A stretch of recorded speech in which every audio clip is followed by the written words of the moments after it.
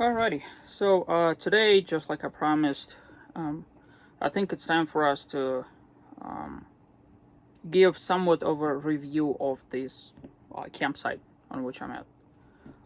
First and foremost, I have to say that it's an absolute blessing that it exists because considering the horrible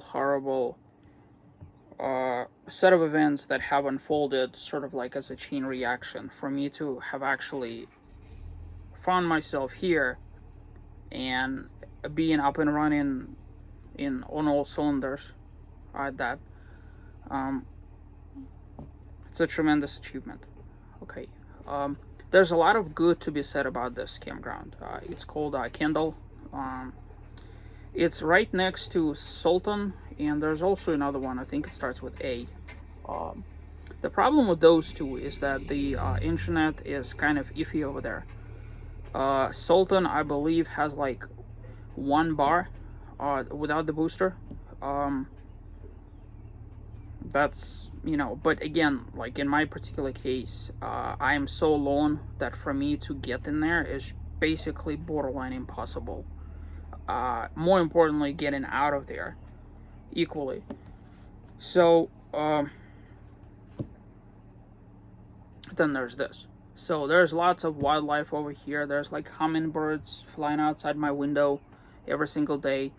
I'm parked next to the pine trees. You can see them over there, and I usually see them right, uh,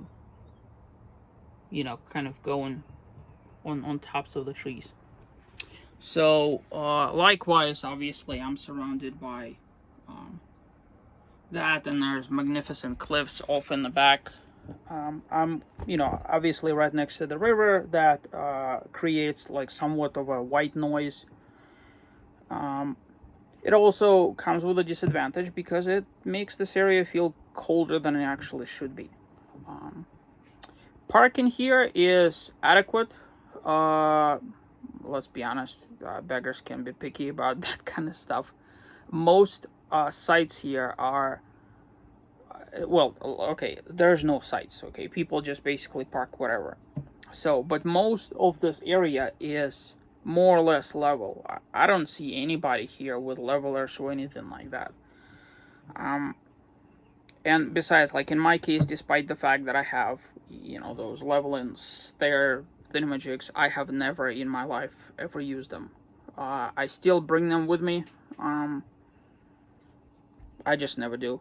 I get lucky every time I park, and more importantly, I'm also not picky about being level. Like there's people that just are so fickle about that stuff. I don't, I don't plan to play marbles. If it looks somewhat level, it's more than enough for me. And here's a little trick for those of you that are actually doing RVing.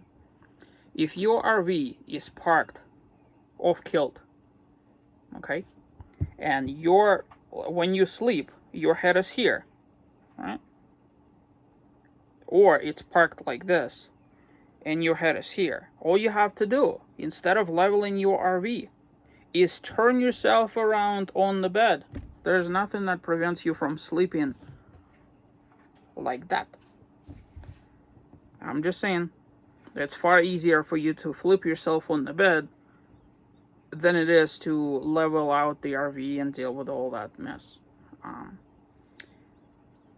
This area is extremely frequently visited by the law enforcement, by U.S. Forest. I guess they also work for BLM. I see them here just about daily. There's a fire ban in place, so there's like little flags in every little fire pit area. Basically letting you know that not allowed to.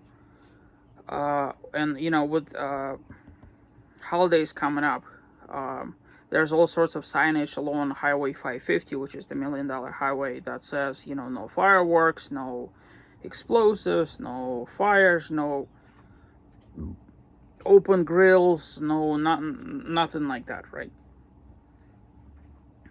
Getting here is actually, if you have an RV and you're coming from Uray, it's a pain in the butt, which is why you need to go all the way to Silverton, turn around, and then come back here. Likewise, if you need to leave and you're going up to Uray, go to Silverton, turn around, and then come back up. Because otherwise you're going to be making that ridiculous 270-degree turn. You're going to be blocking lanes of traffic. You're going to aggravate yourself. It's just... it's situated more or less within drivable distance to a gas station, so which is good. There's a grocery store nearby, which is also good. You know, obviously Silverton.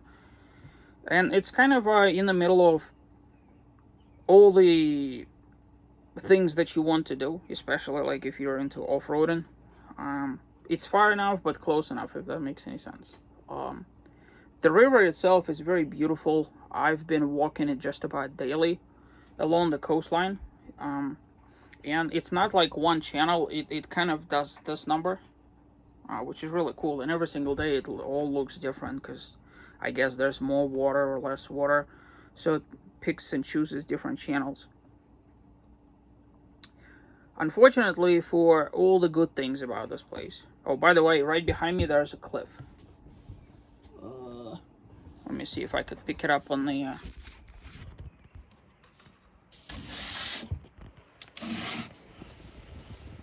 there.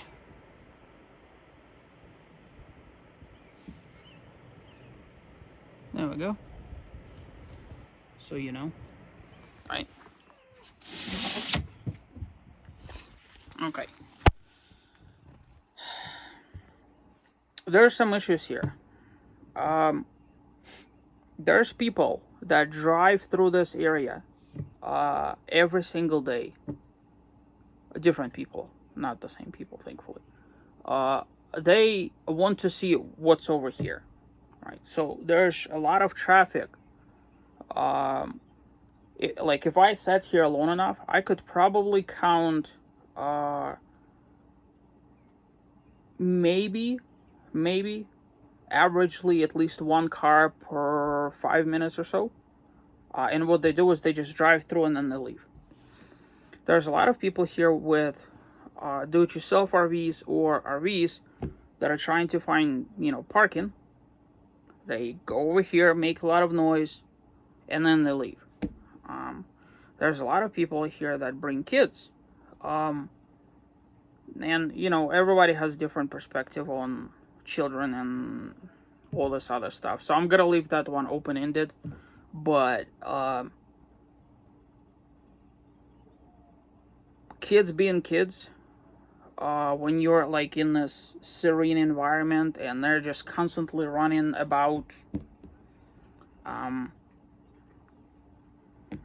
yeah, you have to keep that in mind. Now, in my case, I'm gone most of the day, so unless, of course, I'm working, which is the reason why I get people watch, because, I keep the windows open. So, that's kind of it for the campsite. Unfortunately, 14-day policy applies. I have no idea what I'm gonna do. I really don't know. I am so terrified of what's gonna happen.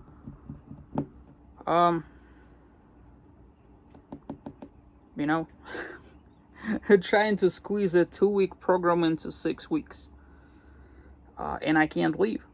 It's not like I could just do my thing and then just leave, right? I'm committed to being here until July 20th. And ironically, the off-road stuff that I want is literally between Silverton and Uray. So I can't just go elsewhere, because then I'd be driving all this extra distance every single day. So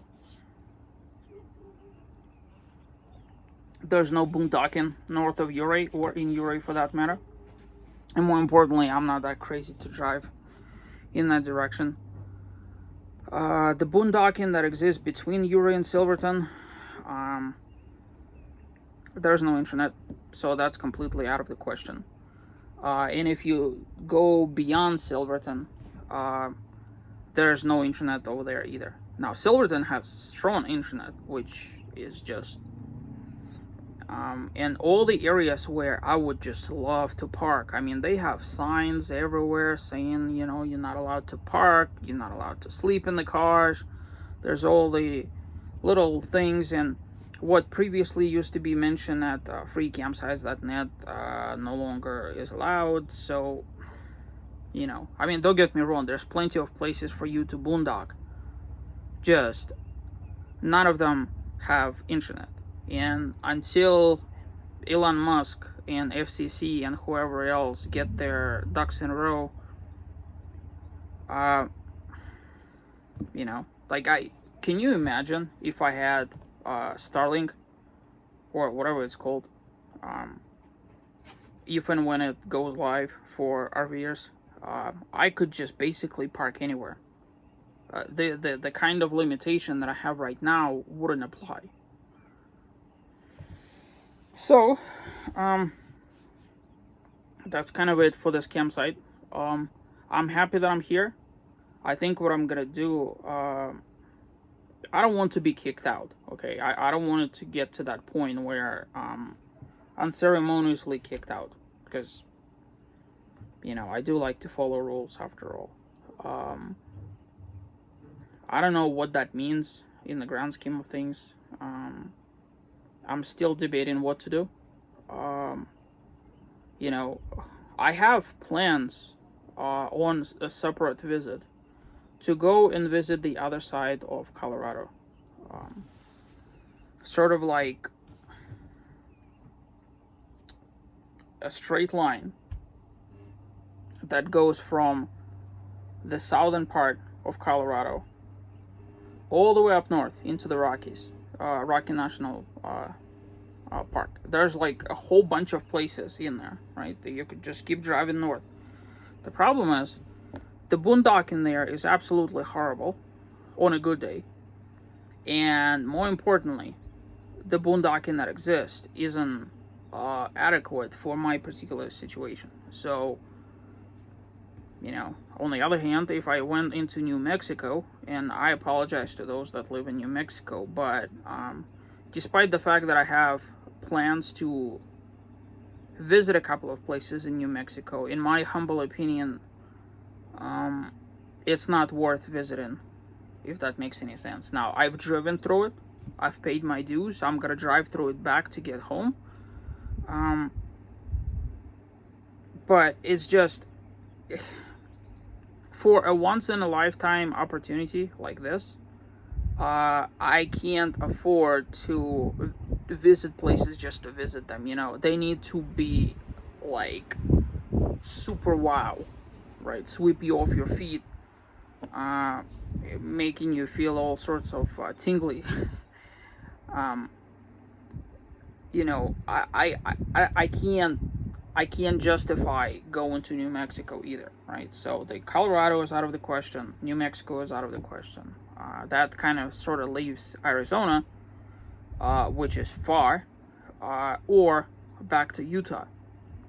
The problem is with Utah, I spent my first week and a half, yeah, probably a week and a half or so, in the southeast portion of Utah.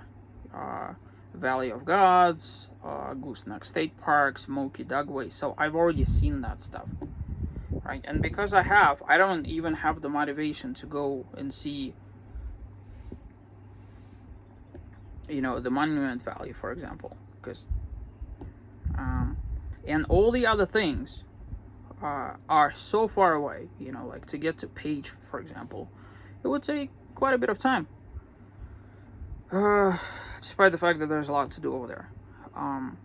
If I take 95 diagonally to visit Escalante and Goblin Valley and all that stuff, right?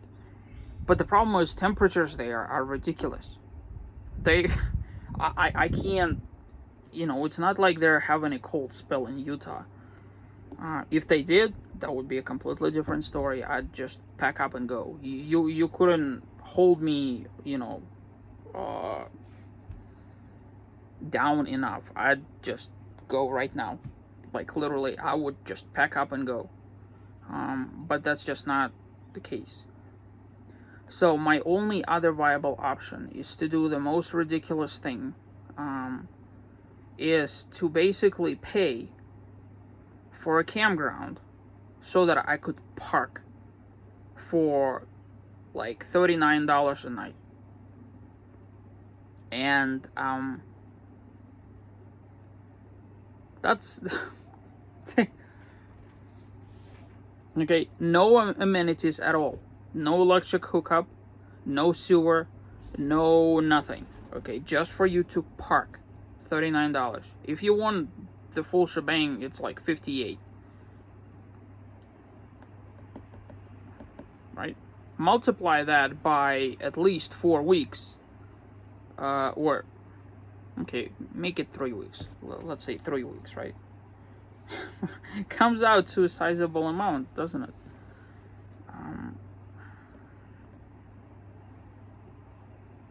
I don't know. I'm still thinking about it. I still haven't made up my mind about it. I don't know what to do. That's just kind of the most logical thing would be for me to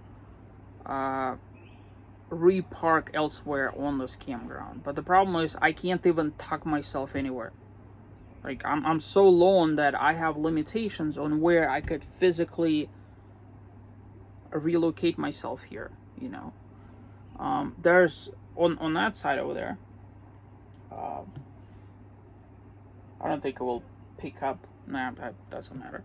So there's like one spot over there, but you could still see me if I park there, and I'd have to back in to get there. All of this stuff behind me is out of the question. It's highly visible. Along the river is obviously out of the question. There's a couple of fingers where I could conceivably, but I've noticed there's a lot of passenger vehicles and SUVs that like to just steal those spots. And no sooner than those spots open up, they're occupied by somebody else. I mean, it's just so quick. And then there's this other place, which is in another finger, but again, I'd have to back in. You know, I wish I could just sit here for the next 6 weeks. But whatever. We'll cross that bridge when we get to it. I have another 10 days. 10 days? Yeah, I'm guessing 10 days. So, time will tell. Alright, till next time.